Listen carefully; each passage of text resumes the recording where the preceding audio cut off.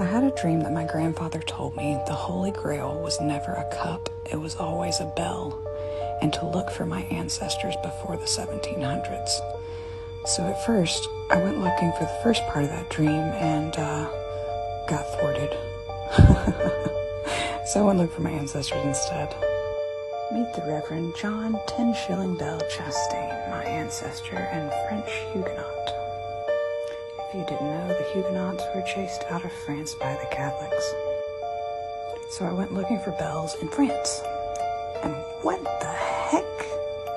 I was today years old when I learned the French people used to tell their kids that the bells flew to see the Pope on Easter. Which I'm sure is a coincidence considering this guy also flies around with bells on, but I digress. So I decided to go back further, found some old friends that you guys might recognize there, and found out that if you ring bells up, they look like cups. I also found out that Pythagoras was interested in bells. But in general, bells were made in the East, in Asia, not in Europe. And so you'll see that bells were associated in medieval art with creatures and monsters rather than with nobility, or even the church, until you reach this guy. This is King Louis, and he went on crusades and supposedly met the Knights Templar themselves. After that, bells became fashionable with the church and everybody else.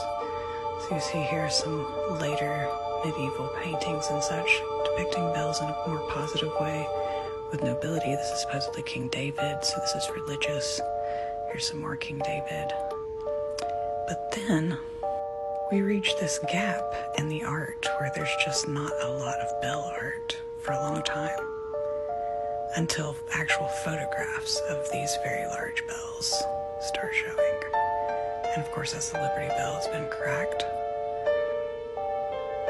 these are bells that were confiscated apparently during World War II and World War I. Look at the number of them. And I just can't believe they didn't show it more in the art. Just super weird to me. But I'm sure it has absolutely nothing whatsoever to do with this. Probably has nothing to do with the people in this photo that they're talking about. Here's an existing bell and it has a really interesting inscription. I'll run that through the Google Translate for you. There's a fun little Easter egg.